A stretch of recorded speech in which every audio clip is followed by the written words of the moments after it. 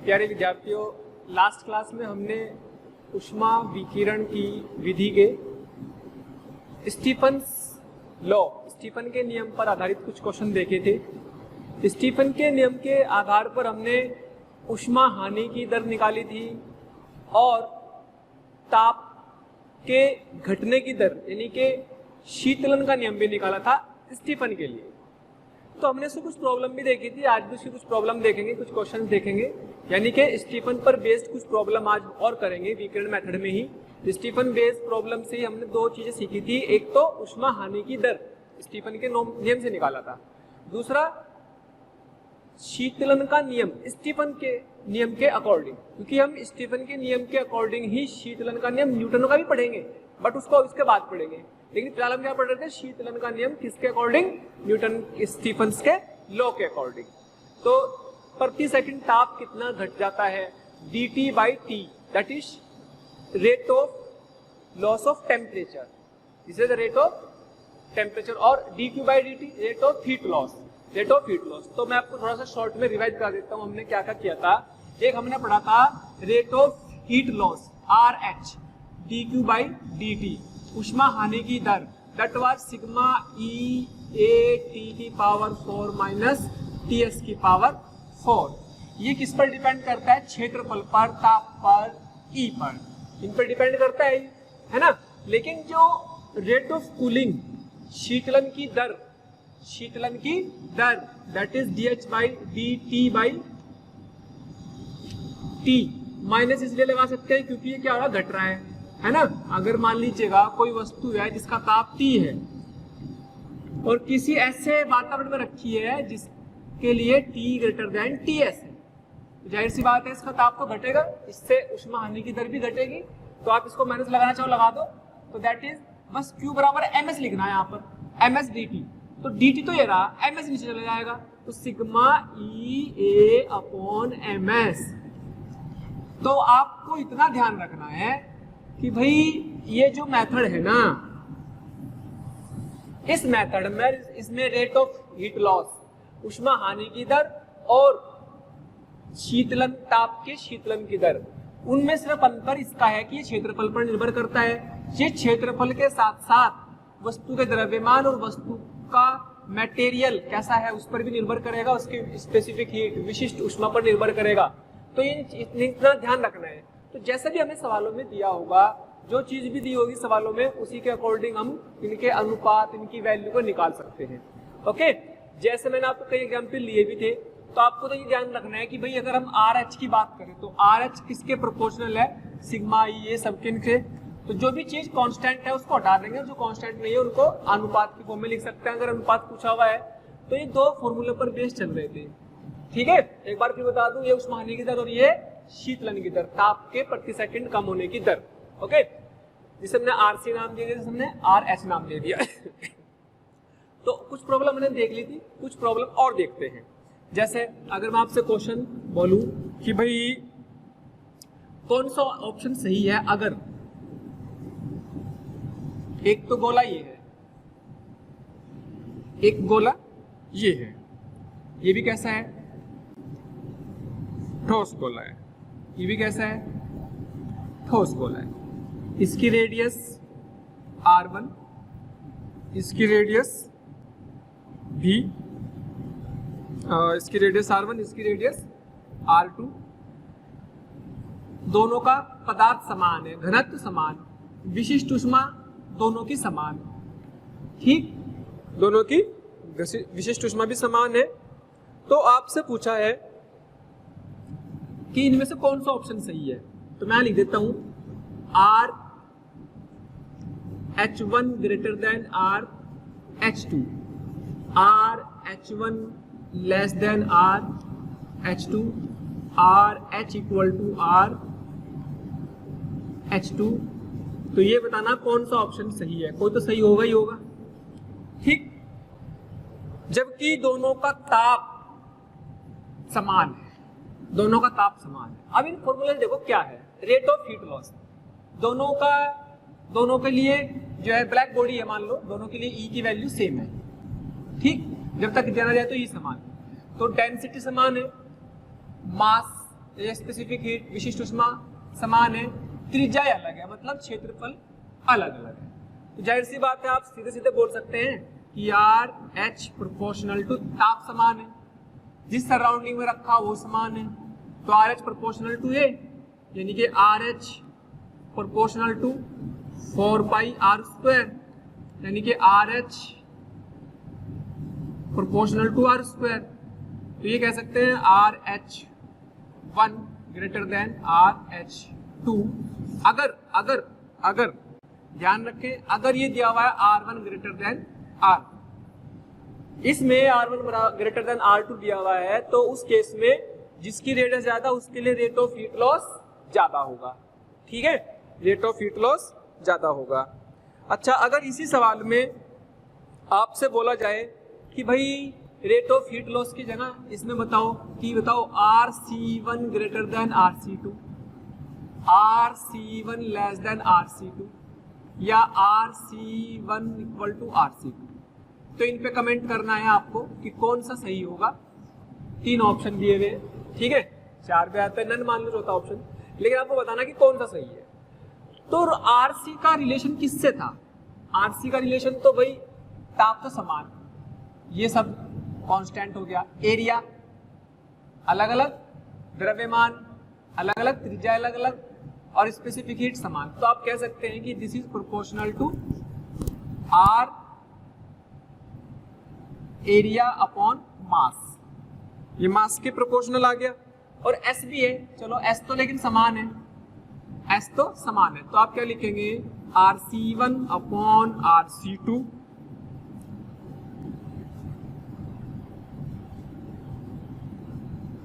या ऐसा लिख लो RC प्रोपोर्शनल टू, इसको क्या लिख देंगे 4 पाई आर स्क्वायर अपॉन, इसको लिखेंगे डेंसिटी इंटू वॉल्यूम, घनत्व इंटू आयतन, 4/3 पाई आर क्यूब, और एस तो चलो उड़ जाएगा, कांस्टेंट है। कहने का मतलब ये हुआ इसमें से ये उड़ गई तो यहाँ बचा कितना 4 पाई से 4 पाई, बाकी सब कांस्टेंट है। तो आर सी प्रोपोर्शनल टू आया 1/r। ध्यान से देखो, रेट ऑफ कूलिंग ताप के घटने की दर आर के इनवर्सली प्रोपोर्शनल है, यानी कि RC1 अपॉन RC2 अगर लिखा जाए तो R2 अपॉन R1, चूंकि R1 ग्रेटर देन R2 है तो उसका उल्टा RC1 लेस देन RC2 है। इसका मतलब कौन सा ऑप्शन सही आया? इसमें ये ऑप्शन सही आया और इस वाले में ये ऑप्शन सही आया था। तो इस तरीके से आपको कई बार सही से सोचना होगा कि भाई क्या करें, कैसे करें, किस तरीके से इसको सवाल में हीट लॉस पूछा है या ताप का लॉस पूछा हुआ है। एक और सवाल देख लेते हैं। मान लो कि आपको दिया हुआ है एक गोला ये दे दिया, एक गोला ये दे दिया, ये खोखला गोला दे दिया।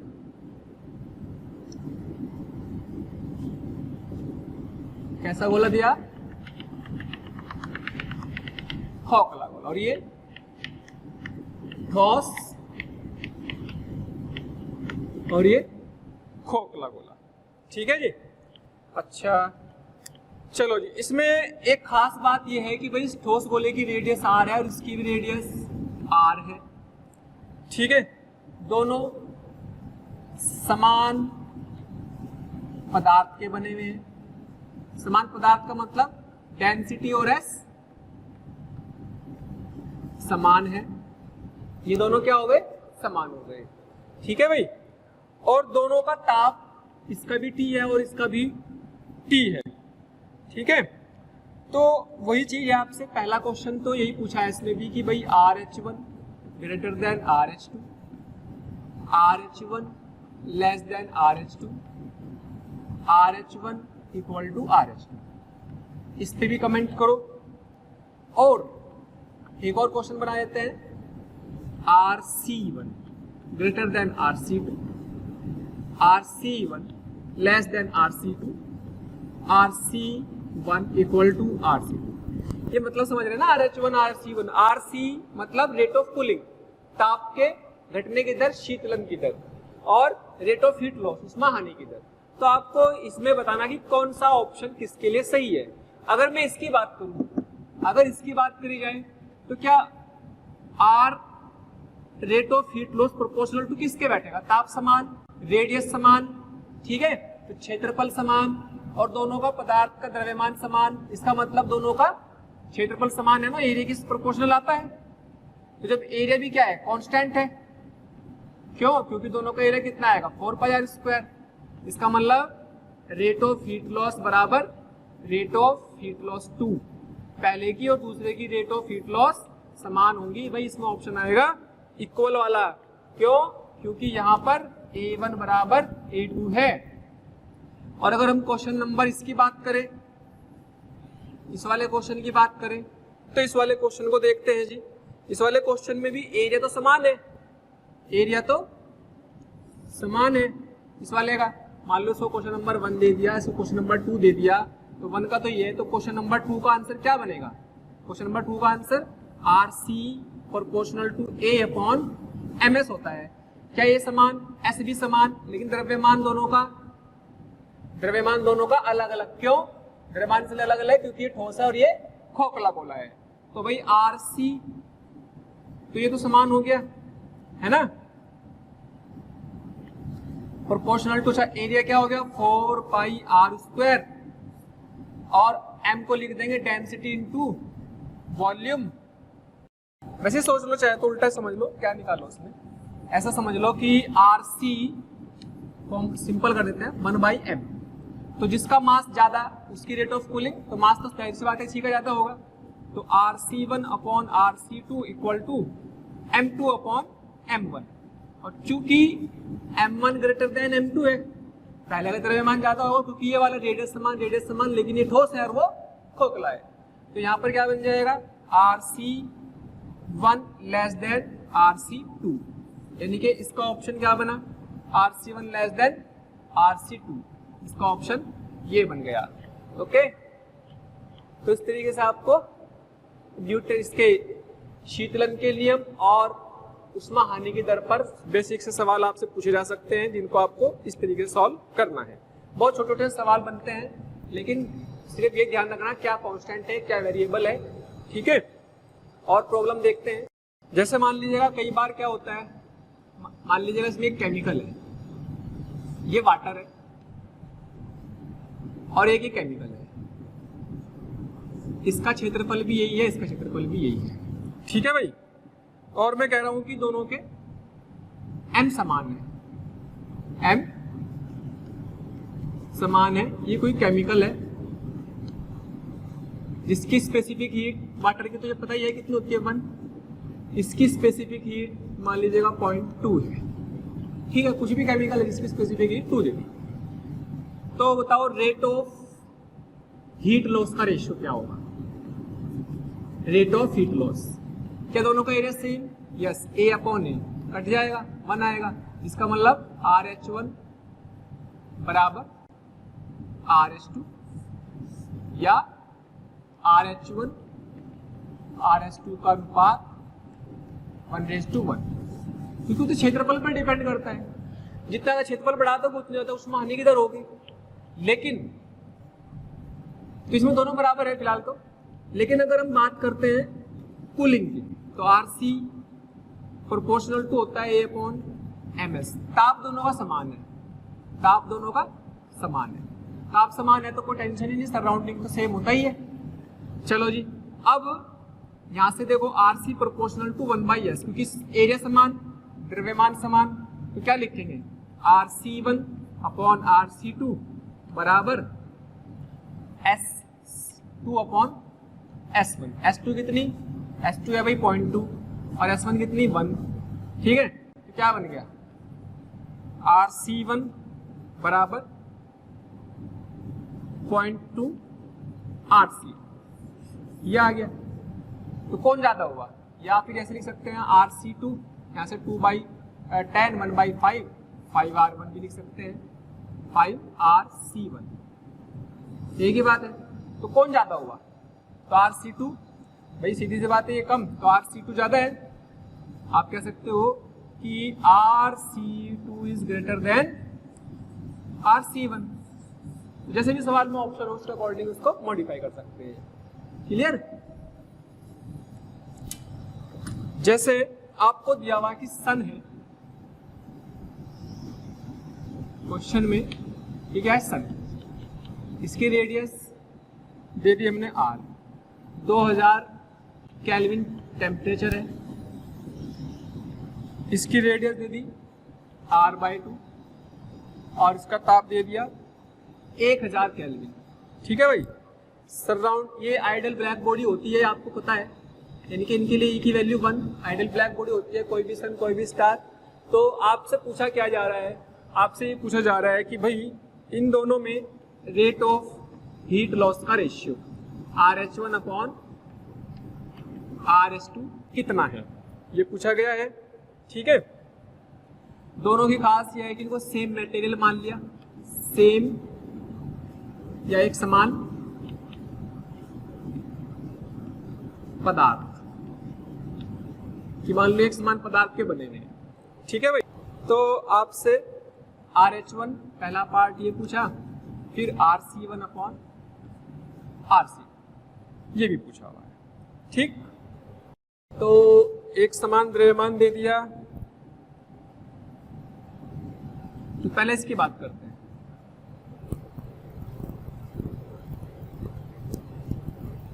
की बात करें तो RH प्रोपोर्शनल टू, पहले की बात करें तो RH प्रोपोर्शनल टू किसके, देखो आपका फॉर्मूला है सिग्मा E/T⁴ माइनस Ts⁴। जब इतने ज्यादा ताप की बात कर रहे हो तो इतने हाई टेम्परेचर के केस में सराउंडिंग का टेम्परेचर कितना, 27 डिग्री सेल्सियस यानी कि 300 केल्विन, ऐसा मान लो। तो इसकी कोई वैल्यू इसके सामने नहीं है, सोचो उसकी पावर 4 करनी, ये तो और बड़ी वैल्यू हो जाएगी। तो इसको तो लिखने की जरूरत है नहीं। जब भी बड़े बड़े ताप की बात होती है, हजारों केल्विन में बात होती है, तब आप इस फॉर्मूले को डायरेक्ट ऐसे लिख सकते हैं सिग्मा E/T⁴, क्योंकि ये बहुत छोटा हो जाता है पावर 4 होकर के, तो ये तो बहुत बड़ा हो जाएगा, ये आपका इतना बड़ा नहीं हो पाएगा। पहली बात। दूसरी बात, इसमें दोनों के ताप भी अलग अलग है, तो आप बोलेंगे RH proportional to A/T⁴, A/T⁴। ठीक है। तो A/T⁴ से अगर करें तो RH1/RH2 बराबर A1/A2 इंटू T1/T2⁴। तो A1 कितना 4πr² अपॉन A2 कितना 4πr/2 का होल स्क्वायर। भाई इसमें इस बार ताप समान नहीं है, तो ताप अलग अलग है, और ताप कितना 2000 केल्विन अपॉन 1000 और उसकी पावर 4 उड़ गया इससे, चम चम चम चम, ये उड़ गया इससे। R², 2 का स्क्वायर 4, तो 4 इंटू 2 की पावर 4 का मतलब 16, यानी कि 64 आ गया, 64:1 आ गया RH1/RH2। RH1/RH2 की वैल्यू कितनी आ गई, RH1/RH2 बराबर 4 इंटू 16 बराबर 64। थैंक यू सो मच प्यारे स्टूडेंट्स, हमें इतना प्यार देने के लिए। डेली हजारों स्टूडेंट्स हमारे वीडियो लेक्चर देख करके लाभान्वित हो रहे हैं। हमारी आपसे रिक्वेस्ट है कि आप हमारे डिस्क्रिप्शन बॉक्स में जा करके हमारे लिंक को क्लिक करें, अपना एनरोलमेंट सुनिश्चित करें। जो स्टूडेंट्स डाउट सॉल्विंग और स्टडी मटेरियल के लिए भी इच्छुक हैं, वो हमारे प्रीमियम कोर्स के लिए अप्लाई करके ज्वाइन कर सकते हैं। ठीक। सेकंड पार्ट देख लेते हैं भाई। सेकंड पार्ट में होता है RC, that is sigma E/T⁴/ms। Ts⁴ को उड़ा दो, इसकी लिखने की जरूरत नहीं है, यानी कि RC प्रोपोर्शनल टू हुआ, या RC में अब RC1/RC2 जो होगा वो किसके बराबर आ जाएगा, A1/A2 M2S2 upon M1 S1 और T की पावर T1 अपॉन T2 की पावर 4, T1 अपॉन T2 की पावर 4 हो गया। तो अब इसमें बहुत ध्यान से देखो अगर, तो RC1 अपॉन RC2 बराबर, ये देखो A1 अपॉन A2 तो कितना है 4 पाई R स्क्वायर, ये कितना है 4 पाई R/2 का होल स्क्वायर। मास कितना हो जाएगा भाई, द्रव्यमान बराबर आयतन गुणा घनत्व, तो घनत्व समान पदार्थ होने का मतलब डेंसिटी और S समान हो गए, तो डेंसिटी और वॉल्यूम कितना उल्टा, M2 का पहला आएगा 4/3 पाई R/2 का होल क्यूब बटे डेंसिटी इंटू 4/3 पाई R क्यूब। अच्छा S समान है दोनों में, S और भाई T1 अपॉन T2 वही अपना 2000 बटे 1000 की पावर 4, दिख रहा है ना, आ रहा है। अब 4 पाई आर स्क्वायर से 4 पाई आर स्क्वायर कट जाएगा तो ऊपर जाएगा 4 आ जाएगा, और भाई ये 4 आएगा, डेंसिटी से डेंसिटी, एस से एस गया, 4 पाई बाई 3 से ये गया, और बचेगा क्या यहाँ पे आर क्यूब, यहाँ क्या बचा 4, ये आर स्क्वायर हो गया, आर क्यूब से आर क्यूब हो गया 2 की पावर 3, ये तो 4 ऊपर पहुंच गया, और यहाँ से 2 की पावर 3 का मतलब 8, नीचे 8 बचा, और भाई यहाँ से ये उड़ गया, इससे ये उड़ गया तो 16, तो नीचे ये 8 आया है, ठीक है। तो बस 8 दूनी 16, तो आंसर क्या आया 8:1, यानी कि RC1 अनुपात RC2 बराबर 8:1 आ गया। कहने का मतलब ये है कि भाई आपको सवालों में ये देखना है क्या चीज बदल रही है और क्या चीज कांस्टेंट है। इस वाले सवालों में ताप भी कांस्टेंट नहीं है, दोनों के ताप अलग अलग दिए हुए हैं, दोनों के एरिया भी अलग दिए हुए हैं, दोनों के पदार्थ समान दे दिए मान लो। और हमेशा ध्यान रखेंगे जब बहुत ज्यादा ताप दे रखे हो तो वातावरण के ताप की कोई बात नहीं करनी, और हमेशा सन या स्टार्स जो होते हैं वो ब्लैक बॉडी होते हैं जिनके लिए ई की वैल्यू हमेशा आपको 1 ही मान के चलनी है, ठीक है। तो इस तरीके से आप इसको सॉल्व कर सकते हैं, ओके। हाँ जी, और देखते हैं इसी तरह की प्रॉब्लम, जैसे इसी तरीके का सवाल देखते हैं एक और। मान लो कि आपको दे दिया है 5000 केल्विन, रेडियस दे दी R, ठीक है, और जी ये दे दिया आपको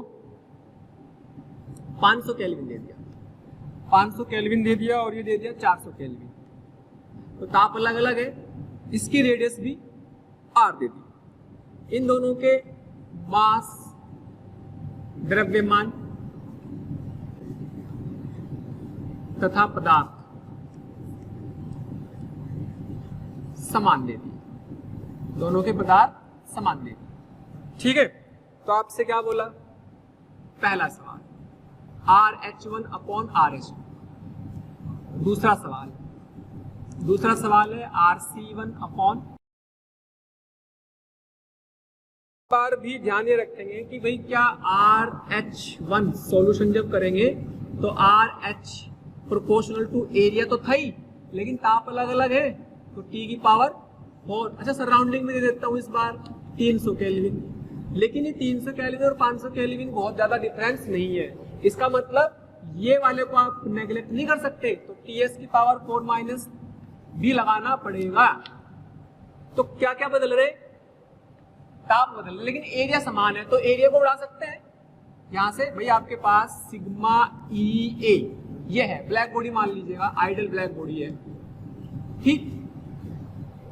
तो यहां से E समान, A समान, ताप अलग अलग, लिख दो RH1 अपॉन RH2 बराबर T1 की पावर 4 माइनस TS की पावर 4 अपॉन T2 की पावर 4 माइनस TS की पावर, तो कोई टेंशन वाली बात नहीं है। 500 की पावर 4 माइनस 300 की पावर 4 अपॉन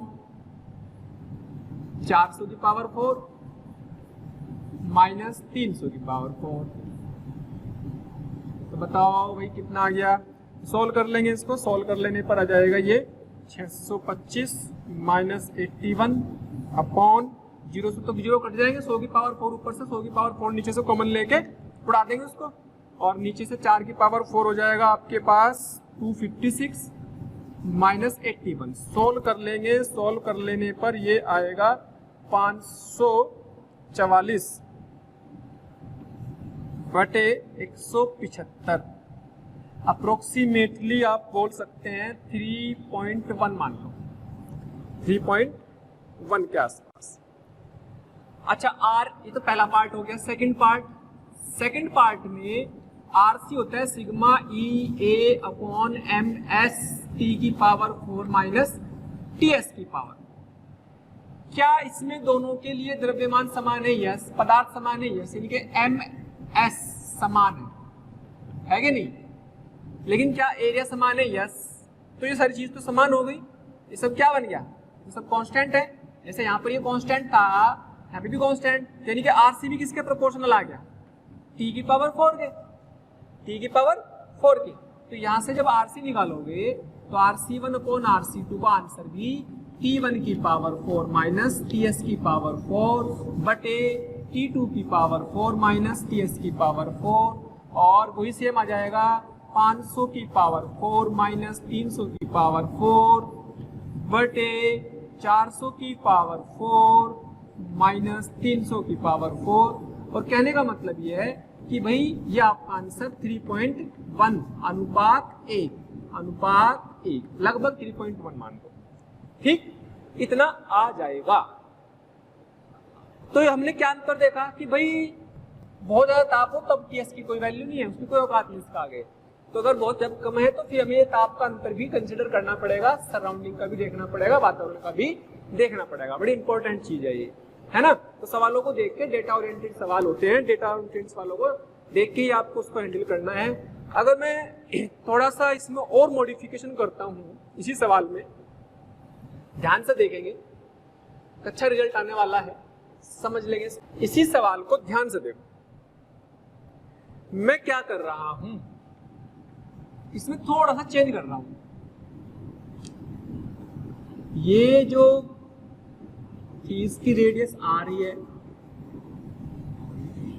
इसकी रेडियस आ रही है, सराउंडिंग का ताप वही अपना 300 केल्विन है,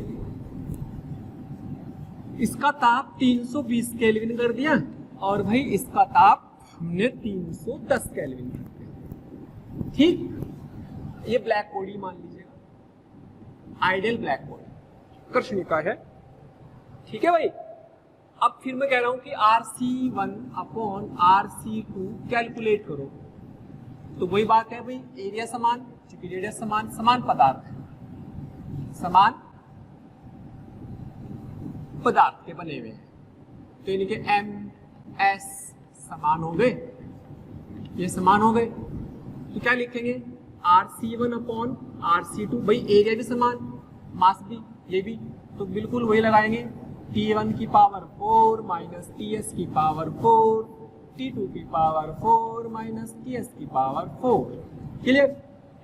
अब 320 की पावर 4 करा, माइनस 300 की पावर 4 किया, अपॉन 310 की पावर 4 किया, माइनस 300 की पावर 4 किया, ऐसा कर दिया।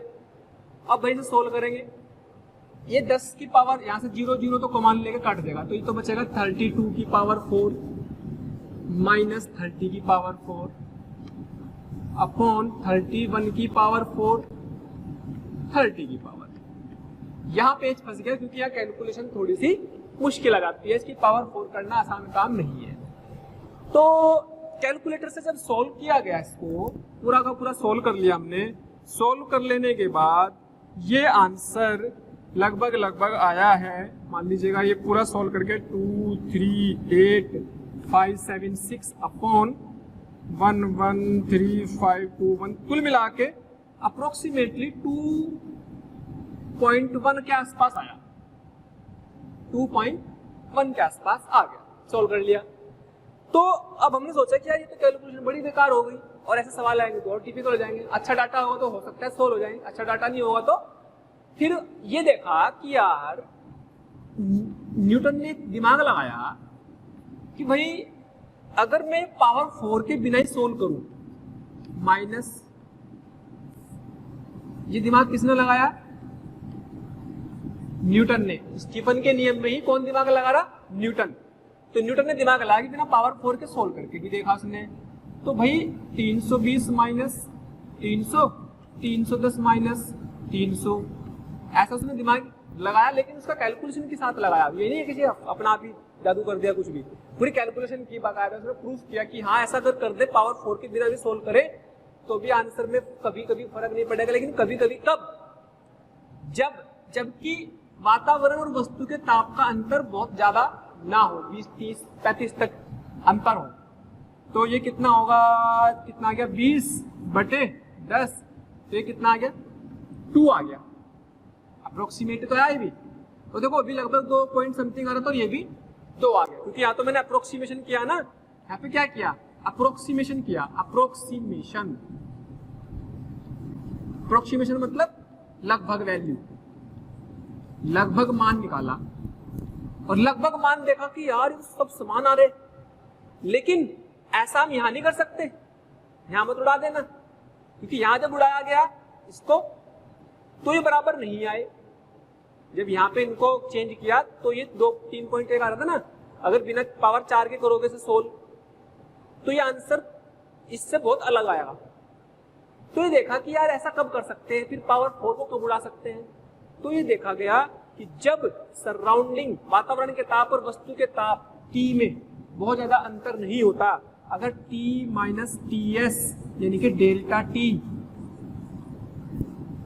स्मॉल है तो पावर 4 की जरूरत नहीं है ना। स्मॉल भी कितना, लगभग अप्रोक्स आप ये मान लो कि डेल्टा T लगभग 35 डिग्री के अंतर तक, अगर इतना हो या 35 केल्विन तक, 35-40 के रेंज तक भी आप इसको लगा सकते हो। लेकिन अगर बहुत ज्यादा अंतर है, देखो यहाँ तो अंतर कितना है 200 केल्विन, यहाँ अंतर कितना है भाई, यहाँ पे डेल्टा T कितना बैठ रहा है, डेल्टा T बैठ रहा है यहाँ 500 माइनस 300, 200 केल्विन। तो ये तो लार्ज वैल्यू है, बड़ी वैल्यू है, बड़ा मान है। तो यहाँ पे तो पूरी एग्जैक्ट कैलकुलेशन ही करनी पड़ेगी, तभी सवाल आसानी से सोल्व हो पाएगा। लेकिन अगर यहाँ की बात करें तो यहाँ डेल्टा T कितना है भाई, 320 माइनस 300, तो यहाँ पर आ गया 20 केल्विन, है ना। तो कहने का मतलब है कि जब ताप में अंतर वस्तु के और सराउंडिंग के कम अंतर हो तो फिर पावर 4 की जरूरत नहीं पड़ती इस ताप रेट ऑफ कूलिंग निकालने में, है ना। तो अब आपको चाहिए कि भैया रेट ऑफ कूलिंग जो है डायरेक्टली ताप के अंतर के समानुपाती आ गई। आप ये कह सकते हैं कि इसके डायरेक्टली डेल्टा T के इसी के समानुपाती आ गई, या आप ये समझ लो T माइनस TS इसके समानुपाती बन गई। सोचो दुनिया कितनी आसान हो गई, बिना पावर 4 के हल कर सकते हो आप इसको। अब आपके दिमाग में सवाल ये आ गया कि सर ये पावर 4 गई कहाँ, आखिर ये गई कहाँ, इसको हम कैसे हैंडल करें कि पावर 4 को किस तरीके से हटाया जा सकता है, क्योंकि उसके पीछे कोई तो मैथ होगा, थोड़े कोई भी कैलकुलेशन कर देंगे कि भाई से आसान सवाल करने के लिए ये हटा दो तो आंसर आ जाएगा। वहां तो नहीं आ रहा, यहाँ आ रहा, लेकिन कंडीशन के साथ आ रहा कि भाई ये स्मॉल होना चाहिए, लगभग कितना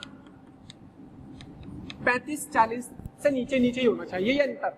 इससे ज्यादा होगा तो फिर एरर आने लगेगी, तो एरर उतनी ही कम होगी जितना कम ये अंतर होगा, जितना ये कम अंतर होगा उतना एक्यूरेट आंसर आने लगेगा बिना पावर 4 की सोल्व करे। मेरी बात समझ में आ रही है? अब आपके दिमाग में सवाल ये आना चाहिए कि सर ये प्रूफ कैसे करें कि बिना पावर 4 की भी सही है। तो उसकी पूरी कैलकुलेशन है जिसे न्यूटन ने दिया, उसने कहा कि भाई देखो प्रूफ करके दिखाता हूँ ये सब सही है। तो प्रूफ करने के लिए न्यूटन ने अपना नियम दिया जिसे बोलते हैं न्यूटन का शीतलन का नियम। हाँ, उसने क्यों इस बात को किया? उसने इसलिए इस बात को किया क्योंकि हमारी लाइफ में मैक्सिमम चीजें कौन सी होती हैं ज्यादातर, जैसे मान लो हम चाय पीते हैं भाई 40-50 डिग्री सेल्सियस गर्म की चाय है, वातावरण का ताप कितना है 30 डिग्री मान लो, तो चाय के ताप में वातावरण के ताप में कितने का अंतर हुआ? ज्यादा ज्यादा 20 डिग्री का अंतर हो गया, तो ज्यादा अंतर तो नहीं। तो कोई भी चीज है, पानी गर्म करते हैं नहाने का 40, 50, 60 डिग्री सेल्सियस का होता है, और वातावरण का कितना हो गया? 30 का 30 डिग्री हो गया या 20 डिग्री हो गया, तो अंतर बहुत ज्यादा नहीं होता। रियलिटी में हमारी लाइफ में यूज होने वाली बहुत सारी ऐसी चीजें हैं जिनका ताप और वातावरण के ताप में ये अंतर हमेशा ही बहुत कम रहता है।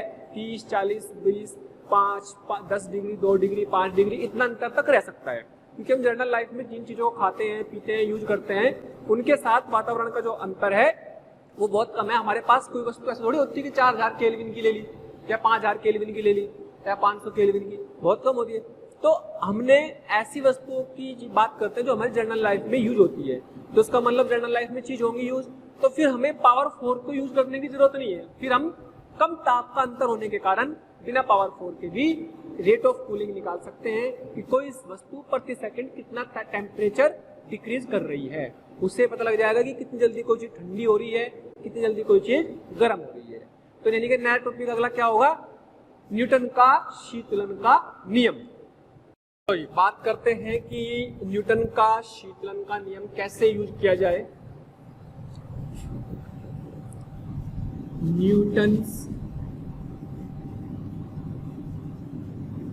लॉ ऑफ कूलिंग, यानी कि स्टीफन के लॉ से ही लाना। न्यूटन का शीतलन का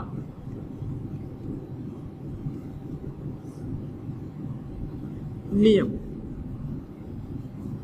न्यूटन का शीतलन का नियम। चलो, न्यूटन का शीतलन का नियम क्या कहता है? वो ये कहता है कि भाई आपके पास एक वस्तु है जिसका ताप कितना है? T है। तो इस ताप के कारण इसमें से विकिरण निकलेंगे। ये तो यूनिवर्सल ट्रुथ है कि दुनिया की कोई भी ताप वाली वस्तु है तो उसमें से विकिरण निकलेंगे। और ये वातावरण का ताप, और ये T ग्रेटर देन TS ले लिया, बड़ा है, और T माइनस TS इसको डेल्टा T लिख दिया, या T बराबर TS प्लस डेल्टा, ऐसे लिख सकते हैं। ठीक है, तो by Stefan's law, by Stefan's law, Stefan के नियम से क्या? माइनस dt बाई टी, क्योंकि ये क्या है? ये न्यूटन का जो लॉ है स्टीफन के नियम का अप्रोक्सीमेशन है। ये क्या है? ये स्टीफन के नियम का अप्रोक्सीमेशन है। अप्रोक्सीमेशन मतलब लगभग वैल्यू है, अप्रोक्सीमेशन, या उसकी लगभग मान निकालता है, ये उसको छोटा कर देता है ना। तो क्या है ये? रेट ऑफ कूलिंग तो यही थी, RC, इसके बराबर सिग्मा E A, या और थोड़ा सा अच्छे से कर लेते हैं, डिटेल्स में चले जाते हैं थोड़ा सा स्टीफन्स लॉ से। भाई ये था minus DQ by DT, sigma E A T की पावर 4 माइनस TS की पावर 4। ये लेना पड़ेगा क्योंकि अब हम सराउंडिंग का ताप, वातावरण का ताप बहुत ज्यादा नहीं मान रहे, वस्तु का ताप और वातावरण के ताप में अंतर बहुत ज्यादा नहीं है। यहाँ पर लिख लेंगे MS DT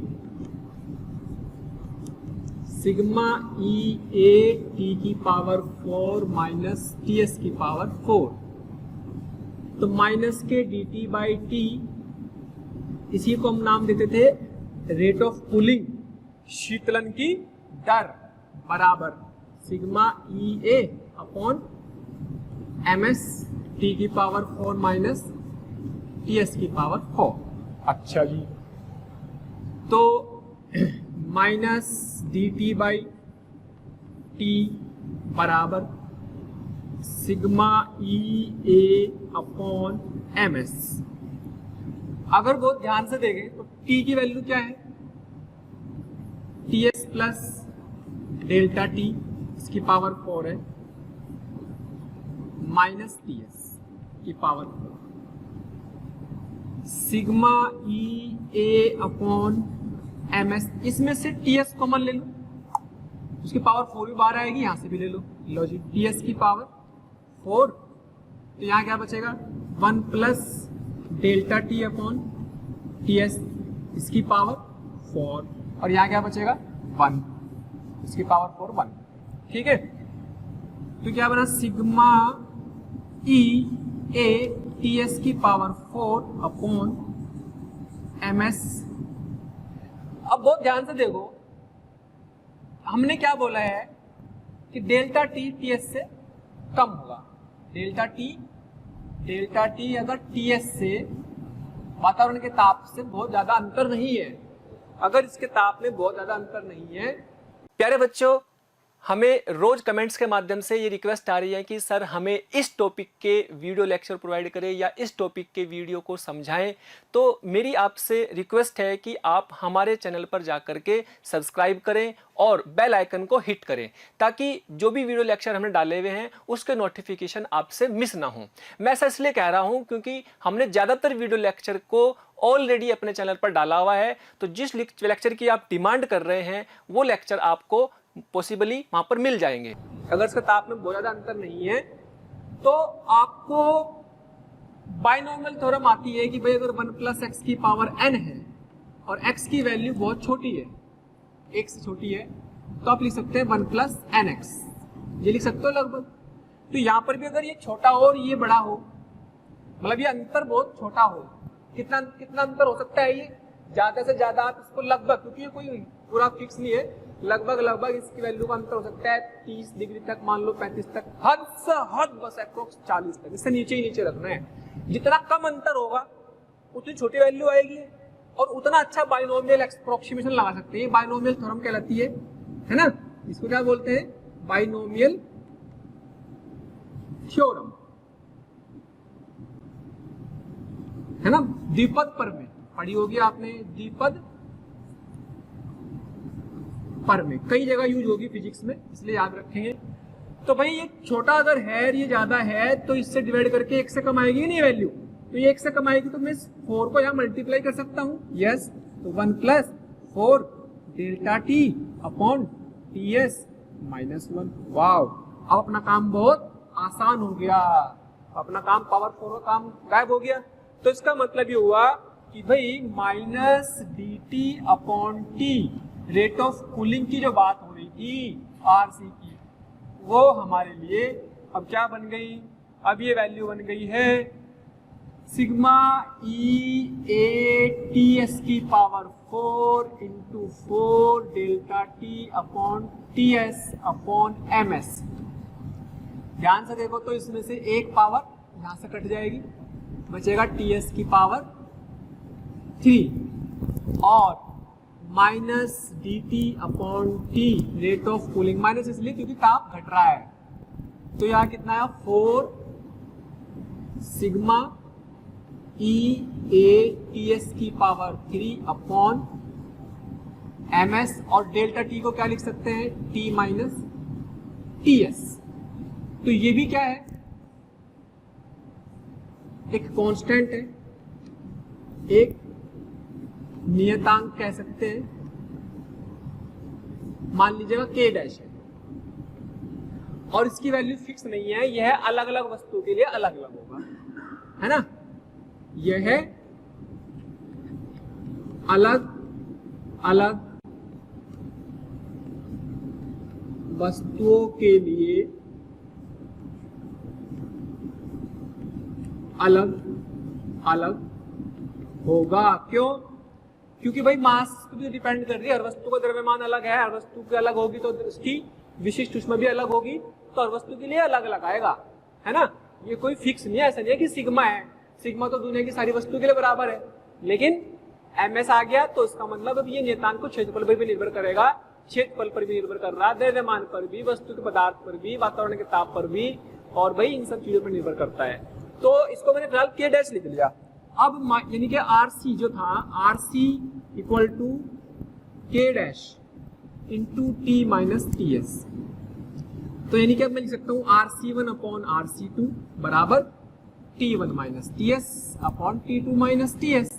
जो अभी हमने सवाल किया था, जो हमने अभी सवाल किया था, तो उसी सवाल में बिना पावर 4 करे आंसर जो लिखा था वो इस वाली कैलकुलेशन थी उसके पीछे की कैलकुलेशन ये है। लेकिन ये कब हो पा रहा है?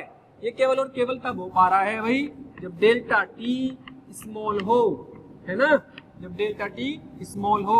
और आप ये भी कह सकते हैं कि डेल्टा टी आपका less than T S, surrounding से कम हो, टी एस ज्यादा हो, है ना। और लगभग फिर कह रहा हूँ 30 तक मान लो कि अंतर होगा, तो आप इसको लगा दोगे तो लगभग बराबर आंसर आएंगे। जितना कम अंतर होगा उतना एक्यूरेट आंसर आने के चांस होंगे, जितना ज्यादा अंतर होगा फिर एरर आती जाएगी, फिर आंसर अलग आने लगेगा। लेकिन चूंकि हमारी जनरल लाइफ में 30 डिग्री सेल्सियस अगर हम वातावरण का ताप मान लें, तो हम जो चीजें गर्म यूज करते हैं 40 डिग्री की 50 डिग्री की यूज कर लेते हैं, है ना। तो इस अंतर पर ज्यादा 60 ही कर लेंगे। तो इस अंतर के कारण बहुत सारे क्वेश्चन, बहुत सारी प्रॉब्लम केवल इस फॉर्मूला से सोल्व करी जा सकती है, क्योंकि इसमें पावर 4 नहीं आती। और चूंकि पावर 4 नहीं आती, डेल्टा टी है, तो यहाँ पर आप इस केस में आप यहाँ पर चूंकि डेल्टा टी है और डेल्टा टी में आप डेल्टा टी में क्या होता है, डिग्री सेल्सियस में डेल्टा टी और बराबर डिग्री और केल्विन में डेल्टा टी, ये दोनों क्या होते हैं, सेम होते हैं। तो चाहे आप यूनिट सेल्सियस में ले लो चाहे केल्विन में ले लो, क्योंकि केल्विन या डिग्री सेल्सियस में ताप में अंतर बराबर आते हैं। लेकिन जब स्टीफन लॉ लगाते हैं तो वहां केल्विन में ही लेना पड़ेगा, क्योंकि वहां पावर 4 आती है, वहां डिग्री सेल्सियस में करके काम चलने वाला नहीं है। तो प्लीज समझे इस बात को। तो ये हमारे पास इस तरीके से सॉल्व कर सकते हैं। ओके, अब इसमें कुछ प्रॉब्लम भी देखेंगे, थोड़ा सा और आगे बढ़ते हैं इसमें, ठीक है भाई। देखो, इसको समझने के लिए थोड़ा और देखते हैं। जैसे मान लो आपको दिया हुआ एक क्वेश्चन देते हैं, यहां पर 2 कप ले लीजिए,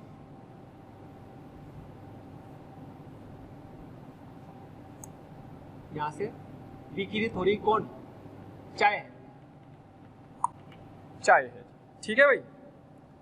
तो इसको मान लो A, इसको मान लो B, ठीक। दोनों कप एक समान, कैसे हैं, एक समान का मतलब दोनों का क्षेत्रफल समान है, ठीक है।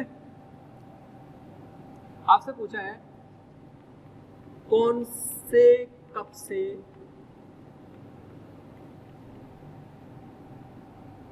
चाय जल्दी ठंडी होगी यदि, कौन से कप से चाय जल्दी ठंडी होगी यदि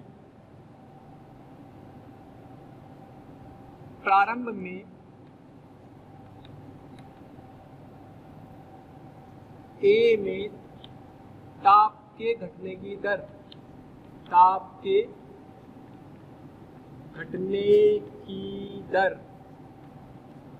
कितनी दे रखी है भाई, 1 डिग्री सेल्सियस पर सेकंड, ठीक है।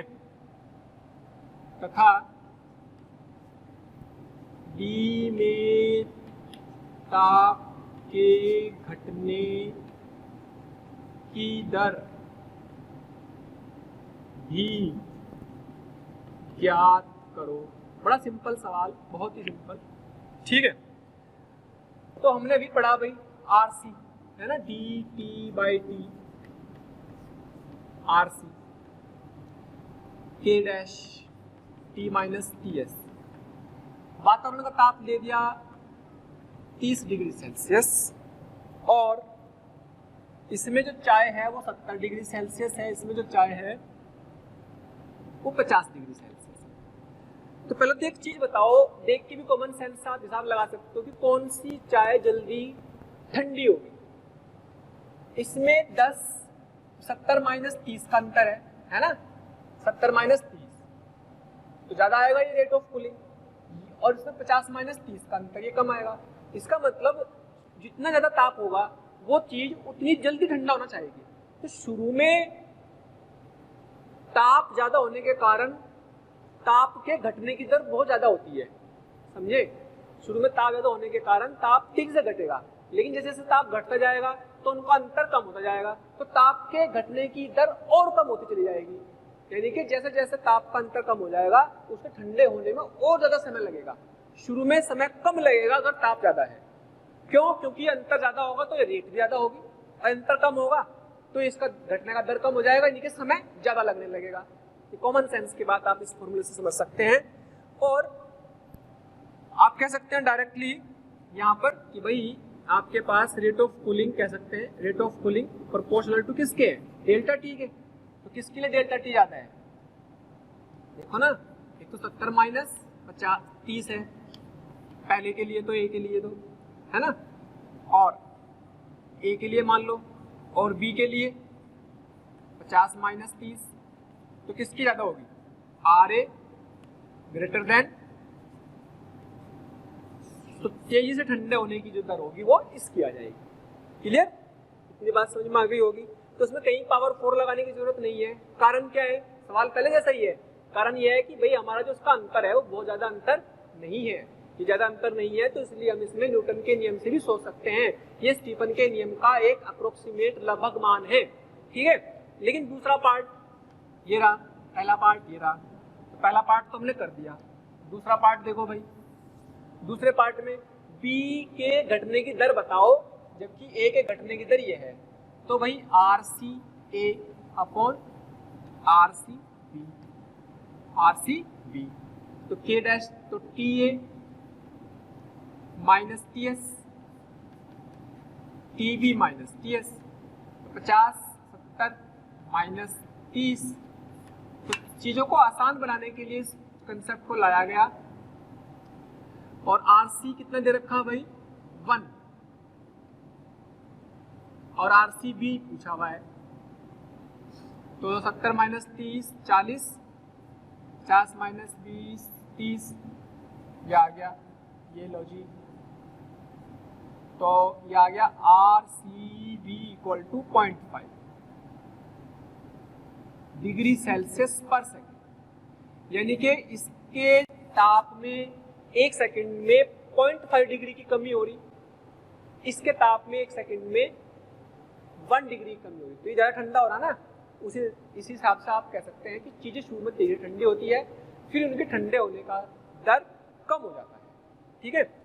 लेकिन अभी मैं आपको बताता हूँ कि देखो बहुत ध्यान से देखो, तो ये जो है ना ये समीकरण, ये क्या है? ये minus dt by T, minus dt by T, ये जो आई ना समीकरण,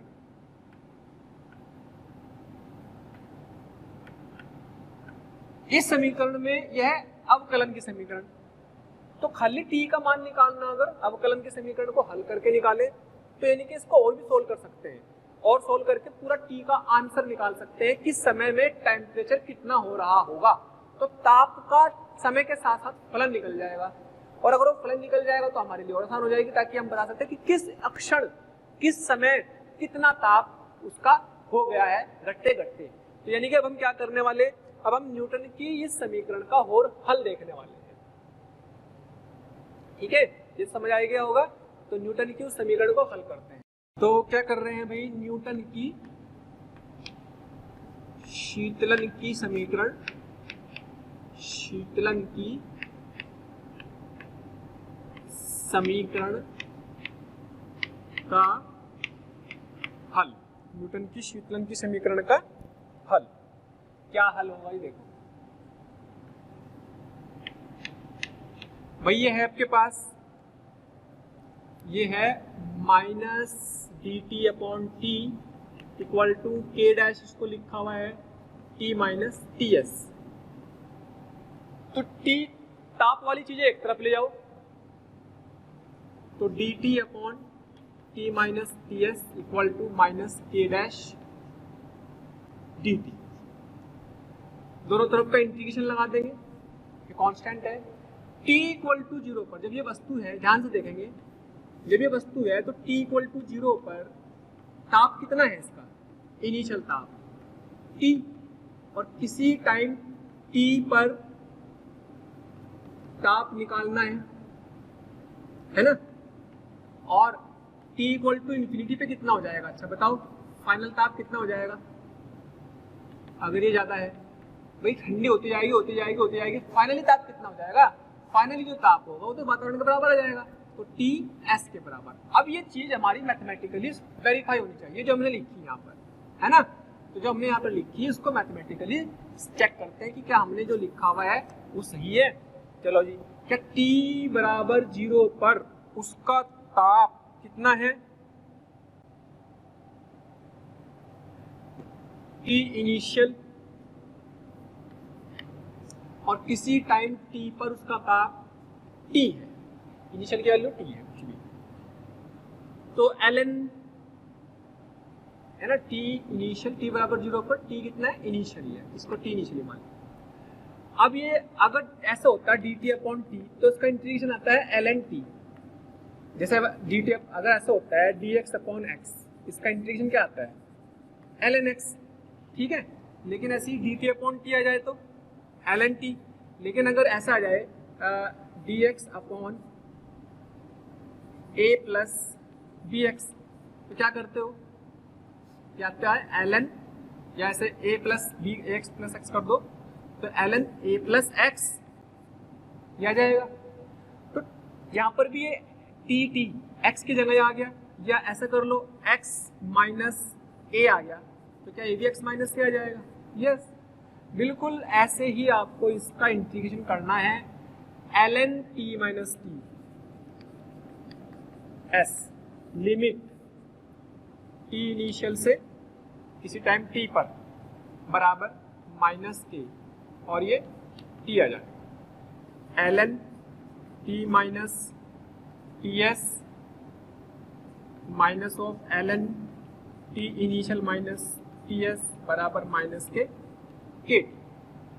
यहां से सोल्व कर लें अगर, तो log m minus log n क्या होता है? log m बटे n।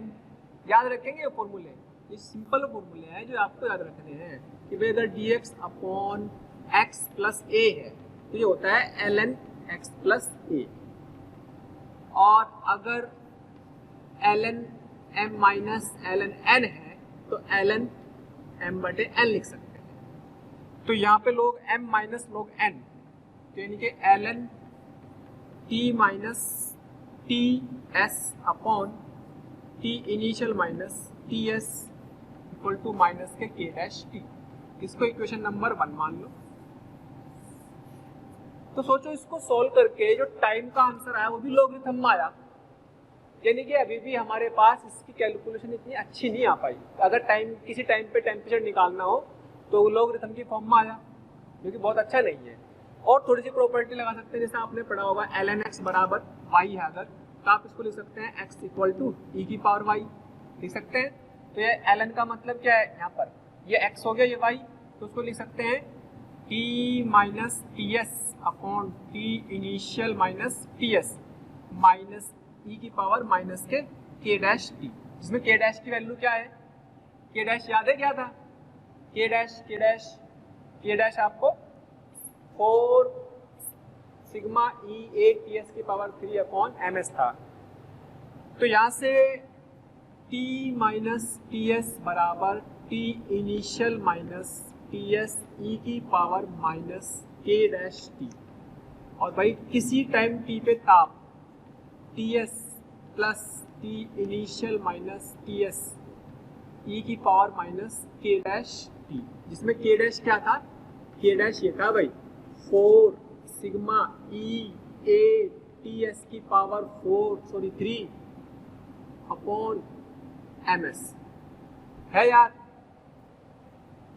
तो ये के डैश था जो कि हर वस्तु के लिए अलग अलग था, इसलिए हमने इसको के डैश लिखा। अच्छा, अब इसमें इसका जो फॉर्मूला आया, किसी टाइम टी पे ताप का चाहे ऐसे लिख लो चाहे ऐसे लिख लो, इक्वेशन नंबर 2, ठीक है भाई, चाहे ऐसे लिख दे और चाहे इस तरीके से आ जाए। अब देखो अगर इसमें t बराबर 0 कर दूं, t बराबर 0 करूंगा तो क्या आएगा? 0 करने पर T S plus T initial minus T S E की पावर 0, ये 1 हो जाएगा। ई की पावर 0 का मतलब 1, ई की पावर ध्यान रखेंगे ई की पावर 0 1 होता है, ई की पावर -0 भी 1 होता है, ई की पावर इन्फिनिटी इन्फिनिटी होता है, ई की पावर माइनस इन्फिनिटी 0 होता है।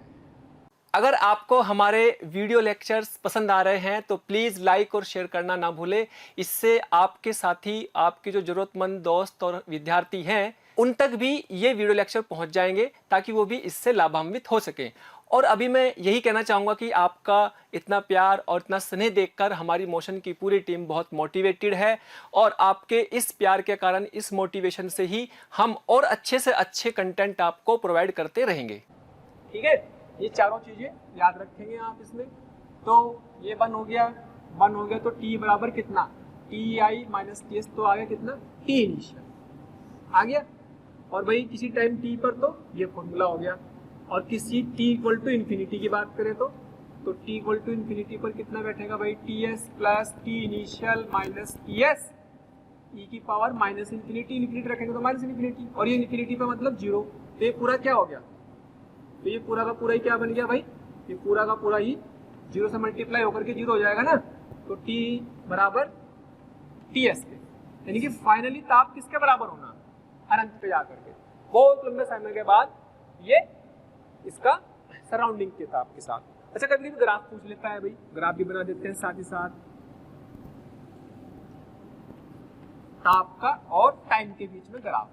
क्या t बराबर 0 पे ताप था शुरू में, यस इनिशियल ताप था, that was t initial, that was t initial. और समय के साथ साथ ये जो है एक्सपोनेंशियल डिके, ये चरघातांकी घटने वाला फंक्शन होता है, ध्यान रखेंगे। e की पावर माइनस x का जो ग्राफ होता है वो घटने वाला होता है, ठीक है, और e की पावर प्लस होता है तो बढ़ने वाला। e की पावर प्लस वाले की जरूरत हो पड़ती नहीं, क्यों, क्योंकि देखो e की पावर अगर मान लीजिएगा ऐसे है, ठीक है, t लिख लो चाहे, अगर t बराबर 0 करेंगे तो 1 आ जाएगा, और t को इन्फिनिटी कर देंगे तो कितना आएगा, 0। तो ये इन्फिनिटी से 0 की तरफ चला जाता है। इसको बोलते हैं अक्षय होना, अक्षय होना, घटने वाला ग्राफ, ठीक है। तो ये ध्यान रखेंगे, ये e की पावर माइनस टी के फॉर्मेट का ग्राफ हमेशा ऐसा आता है। तो इतना तो ठीक है भाई, घटका आ जाएगा, लेकिन जब t बराबर 0 रखे तो कितना इनिशियल टेम्परेचर आया, तो ये घटता जाएगा। लेकिन जब t इन्फिनिटी होगा तो फाइनल ताप कितना आया, ts के बराबर। तो कहीं ना कहीं ts की वैल्यू मान लीजिएगा ये 0 तो नहीं हुआ ताप, तो फाइनल टेम्परेचर ts, यानी कि इस लाइन से नीचे नहीं जाना चाहिए, ग्राफ की वैल्यू ऐसा है, ठीक। किसी टाइम t पे ग्राफ की वैल्यू ऐसा जाएगी, और इसको बोलते हैं न्यूटन का शीतलन का नियम, जो कि स्टीफन के नियम का ही एक तरीके से लगभग मान है, अप्रोक्सीमेट वैल्यूज है, ठीक है, उसी का अप्रोक्सीमेशन है। लेकिन अगर इसको बहुत ध्यान से देखा गया, देखा यार ये तो अभी भी बहुत आसान फॉर्मूला नहीं आया, e की पावर में फॉर्मूला आ रहा है अभी भी, क्या इस फॉर्मूले को यूज करके सवाल करना समझदारी है भाई? e की पावर में करने का मतलब बिना कैलकुलेटर कर नहीं सकते। तो न्यूटन ने एक और अपने ही फॉर्मूले को और अप्रोक्सीमेट कर दिया, जिसको नाम देंगे न्यूटन का एवरेज फॉर्मूला। उस फॉर्मूले पे एक सवाल आने के चांसेस बहुत ज्यादा होते हैं, बहुत बार सवाल आया हुआ है इस पे, तो आप उसको समझेंगे बहुत ध्यान से, बहुत इंपॉर्टेंट है, क्योंकि उस सवाल को, उसके क्वेश्चंस बहुत आसान होते हैं, कैलकुलेशन को इजी बना दिया। तो क्या है न्यूटन की एवरेज फॉर्म, न्यूटन का औसत फॉर्मूला शीतलन के नियम के लिए। पहले तो ये समझ ले सब कुछ, ठीक है, अच्छे समझे, कहीं कोई डाउट हो उसको प्लीज आप समय पे डिस्कस कर लेंगे, जब आपसे डिस्कस किया जाएगा तो आप इसको अच्छे से पूरा नोट करें पहले। अब मैं बात कर रहा हूं कि भाई इस सवाल में क्या कमी है, कि भाई इसमें कैलकुलेशन आसान नहीं हुई अभी भी, अप्रोक्स पावर 4 तो उड़ा दी, लेकिन लोगरिथम आ गई, e की पावर आ गई, तो अभी भी आसान नहीं हुआ। और ये कब है, सब ध्यान रखने वाली बात कब है, जब आपका ताप का अंतर बहुत ज्यादा नहीं है, ताप का अंतर बहुत छोटा है, टीएस से कमी है ना, तभी है ये। नहीं तो फिर न्यूटन की जगह शीतलन का, उसका किसका लगेगा, स्टीफन का, अगर ताप ज्यादा होने लगे। अब मैं आपको कुछ एग्जाम्पल से समझाता हूँ चीजें कि भाई क्या मतलब है। न्यूटन के शीतलन के नियम समीकरण का हल तो कर दिया, न्यूटन के शीतलन की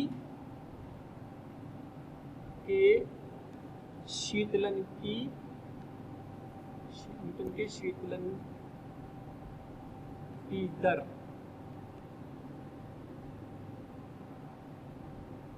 का औसत फॉर्मूला बोल सकते हैं, औसत सूत्र बोल सकते हैं, ऐसा मान लो। एवरेज फॉर्म औसत रूप है ना। इसकी एवरेज फॉर्म कैसी है, देखो हमने पढ़ाई है, minus D T upon T equal to K dash T minus T S, ये तो पढ़ा।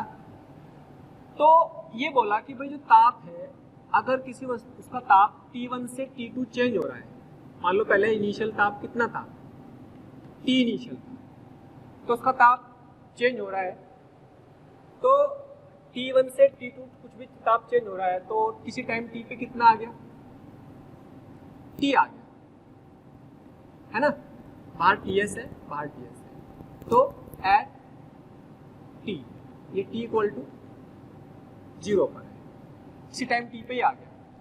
तो क्या बोला गया फॉर्मूले में, जैसे ये क्या है, डेल्टा T, दोनों ताप का अंतर, तो इसमें ये इनिशियल तो ज्यादा और ये कम, है ना, इनिशियल तो ज्यादा और ये कम। अगर फाइनल माइनस इनिशियल करेंगे तो नेगेटिव आ जाएगा और नेगेटिव से नेगेटिव उड़ जाएगा, तो यानी कि आप याद रखना है कि T initial minus T final upon time बराबर K डैश, और ये जो ताप है इन दोनों का अंतर T initial plus T final by 2 minus TS। तो अब इसमें किसी भी टाइम पर किसी भी ताप की गणना की जा सकती है, जो कि इस पूरे फॉर्मूले को आसान बनाता है, ना इसमें कोई लॉगरिथम आएगा, ना इसमें कहीं चरघातांक की श्रेणी आएगी, है ना। चलो सवाल से समझते हैं इसी चीज को, क्वेश्चन समझते हैं। बढ़िया सवाल लेते हैं। मान लीजिएगा आपसे बोला कि कोई वस्तु जिसका ताप कितना है 50 डिग्री सेल्सियस है, T इनिशियल, और ये ठंडी हो गई, इसका ताप 40 रह गया, कितने समय में, इसको समय लगा 10 मिनट, और सराउंडिंग का ताप, वातावरण का ताप 20 डिग्री सेल्सियस है। क्या सवाल समझे, प्रारंभिक ताप इसका 50 था, 10 मिनट में 40 रह गया, वातावरण का ताप 20 डिग्री, अब 40 हो गया तो फिर और ठंडा होएगा, तो 40 डिग्री से वापस 30 डिग्री होने में कितना समय लगेगा, सराउंडिंग का ताप तो 20 ही है, कितना समय लगेगा। क्या सवाल समझ में आ गया होगा। कोई वस्तु है जिसका प्रारंभिक ताप 50 है, 10 मिनट में उसका ताप 40 डिग्री सेल्सियस हो गया, 40 डिग्री से 30 होने में कितना समय लगेगा। क्या इसमें यहाँ पे वस्तु का ताप और वातावरण के ताप में जो अंतर है वो बहुत ज्यादा है, नहीं, बहुत कम अंतर है, 50 और 20 के बीच 30 का अंतर है। तो इतने कम अंतर के लिए आप न्यूटन के नियम को लगा सकते हैं, लेकिन एक नियम तो आपके पास ये था और एक ये है, ये लगाएं या ये लगाएं, तो एक्चुअल तो ये है न्यूटन का नियम, हालांकि ये भी स्टीफन के नियम का अप्रोक्सीमेशन है, तो इससे भी लगा के देखते हैं, इससे भी लगा के देखते हैं, लेकिन आपको मैक्सिमम जब भी ऐसे सवाल आए तो इसी से करने हैं, सारे सवाल इसी से करने हैं, सबका आंसर आ जाएगा। मैं आपको प्रूफ करके दिखा दूंगा भाई इससे करने में भी कोई बुराई नहीं है, ठीक है। चलो समझते हैं भाई क्या है इसका मतलब, मैं कई सवाल कराऊंगा इस पर, प्लीज ध्यान समझेंगे। तो जी पहले काम करते हैं, पहले एक काम करते हैं, इस फॉर्मूले में पहला मेथड, फर्स्ट मेथड और बेकार मेथड कह सकते हैं, इस वाले फॉर्मूले से निकालेंगे। अगर मैं इस फॉर्मूले को लगाऊं, ध्यान से सुनेंगे, तो यहां पर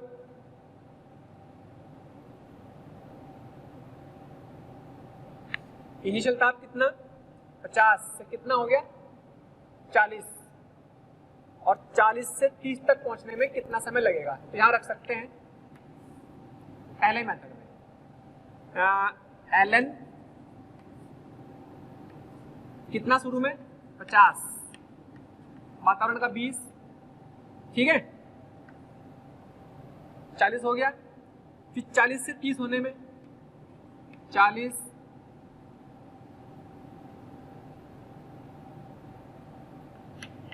के डैश और ये 10 मिनट आ गया।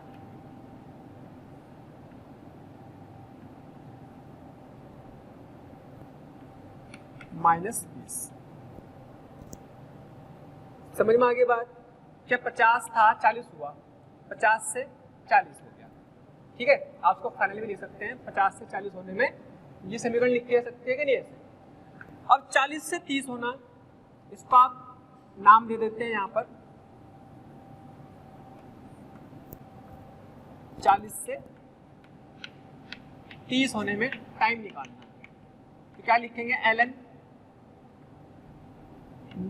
कितना होना 30 माइनस 40 माइनस 20 और फाइनली कितना हो रहा 30 माइनस 20। ध्यान समझेंगे मैं कहाँ पे कौन सी वैल्यू रख रहा हूँ, कहाँ पे कौन सी वैल्यू रख रहा हूँ, उसको आप बहुत ध्यान से देखेंगे, है ना। तो जैसे इसको सोल्व कर लिया, अगर इसे इसको सोल्व करके कितना आ जाएगा, ln 20 2/3 बराबर माइनस के k डैश 10 और तो कितना आएगा, ये वाला कितना जाएगा, ln 10/20 1/2 minus K k dash t। तो दोनों समीकरणों को डिवाइड कर लो। आप इसको क्वेश्चन नंबर 2 मान लो, क्वेश्चन नंबर 1। तो ln 2/3 ln 1/2 equal to minus K k dash 10 upon minus K k dash t। इस पूरी समीकरण में t अज्ञात बचा, तो सोल्व कर लेने में आपको दिक्कत आएगी इनकी वैल्यू। ये तो सवाल में देने पड़ेंगे, या तो इनके बारे में देना पड़ेगा कि कितनी वैल्यू होती है। फिलहाल मैं आपको लिख देता हूँ इनकी वैल्यूज को। तो सोल्व कर लेने के बाद जब आप इनको सोल्व कर लेंगे तो t की वैल्यू आपकी आ गई है 10, इससे गया ये गया ये गया 10 ln 0.5 अपॉन ln 2/3। तो जब इसको सोल्व करेंगे तो ये लगभग आएगा 17.09। मैं इस वाले मेथड से प्रूफ करके दिखा रहा हूँ कि भाई देखो ये मेथड लगा लो या ये मेथड लगा लो, लगभग आंसर में ज्यादा अंतर नहीं आता। जितना कम ये ताप में अंतर होगा उतना एक्यूरेट आंसर आएगा इसी से। तो यानी कि ये क्या है, न्यूटन के अप्रोक्सीमेटेड फॉर्म जो थी उसका भी अप्रोक्सीमेशन है, अप्रोक्सीमेट का भी अप्रोक्सीमेट। ये आंसर आ जाएगा सोल्व कर लेने के बाद। आफ्टर सोल्व किया, सोल्व करने पे आ गया। लेकिन मैंने क्या बताया कि यही सवाल को इससे करेंगे, इसमें कहीं लॉगरिथम नहीं करना, कुछ नहीं करना। तो इसी सवाल को जब इससे करेंगे तब देखते हैं भाई क्या आंसर आएगा। तो इसी फॉर्मूले में ये क्या कहलाती है अपनी एवरेज फॉर्म, एवरेज फॉर्म औसत रूप, इसका औसत प्रारूप, न्यूटन के शीतलन के नियम का औसत प्रारूप, है ना। तो इसमें वैल्यू रख के देखते हैं, इसमें रखें अगर तो इनिशियल ताप कितना है इसका 50 या 40, या 50 या 40 या 10 मिनट, के डैश 50 40 10 सब पता है, के डैश निकाल सकते हो। ये उड़ा दूं, चलो देखो यहाँ पे रखा 50 माइनस 40/10 और ये कितना आया, के डैश 50 + 40/2 -20। और भाई 50 + 40 का 40 - 30/t, 40 - 30/t, के डैश 40 + 30/2 -20। चाहो तो आप पहली समीकरण से के डैश निकाल के यहाँ रख दो, टी निकल जाएगा, चाहे दोनों को भाग कर लो क्योंकि हमें तो टी निकालने से मतलब है। श्याम तो ये कितना आया भाई, ये कितना आया 50 - 40/10, 50 - 40 10/10, ये आया 10/10 ये कितना आया 10/t, ये यहाँ गया ये यहाँ गया, ठीक है। तो कितना बच गया बराबर 5 8 9 45 माइनस 9 45 माइनस 20, है ना, 4 70 35 माइनस 20। तो ये कितना आया भाई, है ना, टी ऊपर पहुंच गया 10t और 10, तो ये कितना आ गया, उड़ गया इससे।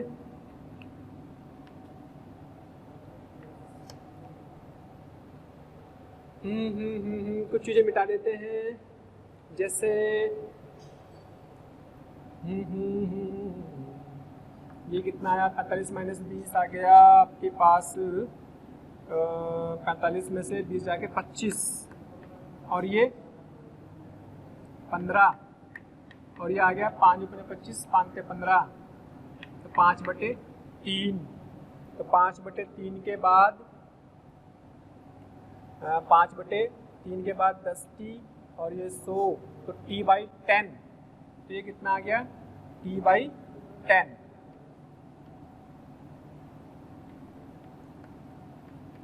और वो कितना आएगा लगभग 1.67 लगभग कितना जाएगा, जिससे आप कह सकते हैं t बराबर इसे डिवाइड करेंगे ना 1751 के आसपास लगभग 1.67 आ जाएगा।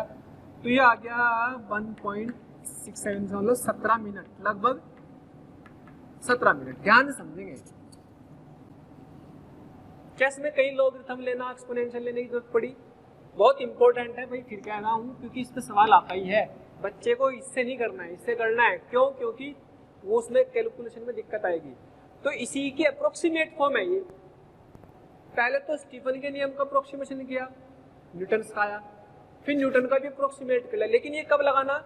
जब ये ताप में अंतर 5, 10, 15, 20 डिग्री तक के अंतर हो और कम हो जाए अंतर, ये तभी लगाना जब अंतर और भी कम हो जाए। तो देखा कि यहाँ पे जो टी का अंतर आया वो 17 मिनट आया, पहले भी यहाँ पे कितना आ रहा था 17.0 समथिंग, तो लगभग समान आ रहा। जितना ज्यादा ये अंतर होगा उतनी ज्यादा एरर आने लगेगी आंसर में। तो कम अंतर के केस में ये वाला सवाल कर सकते हैं। तो यानी कि अब हम सारे सवाल अगर इस तरह के दिए होंगे तो कौन से मेथड से करेंगे? ये वाला मेथड सेकंड से। ये मेथड सेकंड है, इस मेथड सेकंड से ही करने हैं। न्यूटन के औसत रूप वाले फॉर्मूले से करने हैं, बहुत इंपॉर्टेंट है। इसी के सवाल आने के चांसेस रहते हैं इसमें से। ओके, नोट करें और इसी तरीके के सवाल देखते हैं। तो अगला सवाल देखें, बड़ा सिंपल कि भाई 60 डिग्री से 50 डिग्री होने में 60 डिग्री से 50 डिग्री होने में कितना समय लग रहा? 10 मिनट। और 50 डिग्री से 40 डिग्री होने में कितना समय लगेगा यदि वातावरण का ताप 20 डिग्री सेल्सियस हो? कोई दिक्कत नहीं होनी चाहिए। कौन सा फॉर्मूला लगाएंगे? क्या इसमें एवरेज फॉर्म लगा देंगे? यस, लगा दो जी, एवरेज फॉर्म लगा दो बस। इसमें क्या है? तो एवरेज फॉर्म का फॉर्मूला क्या था? T initial minus T final बटे 2 बटे टी बराबर K dash. T initial plus T final बटे 2 माइनस टी एस। ध्यान समझे, कौन टी इनिशियल है कौन टी फाइनल, पहले इसकी बात करते हैं। क्या यह 60 माइनस 50 ज्यादा में से कम बटे 10 के डैश 60 प्लस 50 बटे 2 माइनस 20। और फिर है इस वाले के लिए 50 माइनस 40 बटे टी और के डैश 50 प्लस 40 बटे 2 माइनस 20। क्या दो तरीके हैं? या तो हम इसको सोल्व कर ले, पहले इसको के डैश को निकाल ले, उसको उठा के आ रख दे, टी निकल जाएगा। या एक तरीका यह है कि इन दोनों को डिवाइड कर दो, 6। तो भाई कितना आया टी? देखो 10 बटे 10, यहाँ पे भी 10 बटे टी बराबर 6 और 5 11 बटे 2 55 माइनस 20, 5 से 4 45 माइनस 20। ठीक, अप्रोक्सीमेटली आंसर सही आएगा।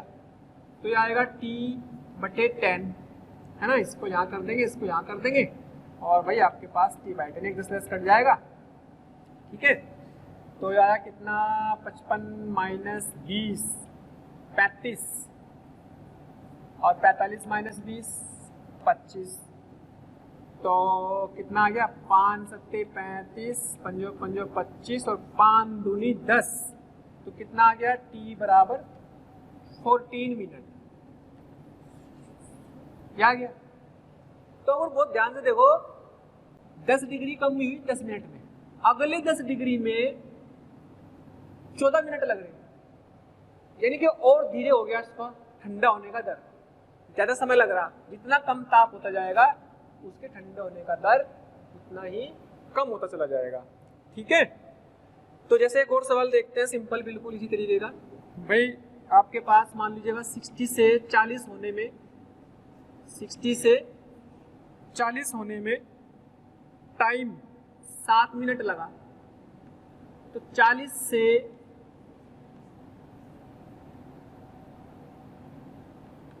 कितना ताप होगा 7 मिनट में, जबकि वातावरण का कितना दे रखा है 10 डिग्री सेल्सियस। तो सॉल्यूशन में बस जो नोन है वो निकाल दो भाई। देखो कैसे करना। अब वो ध्यान से देखो, टाइम समान दिया, क्या यहाँ से यहाँ तक 20 डिग्री कम होगा, उतने ही समय 20 डिग्री कम होगा या 20 से कम ही कम होगा? 20 से भी कम होगा, यानी कि 40 का ताप 20 नहीं रहेगा, 20 से थोड़ा ऊपर रहना चाहिए। ठीक है, क्योंकि इसमें ज्यादा समय लगता तब 20 से 40 होता, लेकिन समय उतने लग रहा तो 40 से 20 होता, तो 40 से 20 हो ही नहीं पाएगा क्योंकि समय तो बराबर दे दिया। खैर, तो फॉर्मूला लगाया T initial plus T final upon T बराबर K dash minus T initial plus T final by 2 minus T S. तो लगा दो फॉर्मूला, 60 से 40 बटे 7 के डैश टी कितना इनिशियल 60 प्लस 40 बटे 2 माइनस 10, और 40 से टी होना तो टी लिख दो अपॉन 7 के डैश, तो 40 से टी बाई 2 माइनस 10। अगेन फिर वही, या तो आप इस समीकरण से के डैश निकाल लो और उस के डैश को यहाँ रखो तो टी निकल जाएगा, और या इन दोनों को डिवाइड कर लो, छम छम छम छम, कितना आया 20 बटे 40 माइनस टी बराबर 150, 100 बटे 2 50 माइनस 10 40, और ये कितना आएगा 100 प्लस टी 10, 2 दूनी 20 आ गया, 20 40 माइनस 20 आ गया कितना 20 प्लस टी, तो 20 इससे कट जाएगा 20 से, तो यहाँ आ गया 20 का 2 है ना, तो कितना आ गया 20 प्लस टी बराबर 80 माइनस 2t, और 3t बराबर 60 और t बराबर कुछ रिपीट कर दी बाई टू रह गया, तो बाई 2 में यहाँ पे 2 छूट गया, ये वाला यहाँ पे आएगा ना, 2 रह गया तो यानी कि 4 हो गया, और अगर ये 4 हुआ तो ये हो गया 160 और 40, तो ये हो गया 5t, और ये 160 और 40 से आया 140, तो 140 अपॉन 5 तो आ गया 28 डिग्री सेल्सियस। देखो 20 नहीं आया, 40 से 20 होने में ज़्यादा समय लगता है, इसमें समय नहीं जाता तो 20 हो ही नहीं पाया, 28 डिग्री सेल्सियस पर आ गया ही। ठीक है, तो इसी तरीके के प्रॉब्लम हमें इसमें करने को मिलेंगे, और इस तरह के सवाल बहुत ज़्यादा इम्पोर्टेंट है, अच्छे से समझेंगे इनको। ओके, तो प्यारे बच्चों, अगर आप चाहते हैं कि आपको किसी भी टॉपिक के लाइव डिस्कशन, वीडियो लेक्चर या स्टडी मटेरियल की ज़रूरत है, तो कृपया आप हमें इस नंबर पर कॉल कर सकते हैं 18002121 799 18002121 799।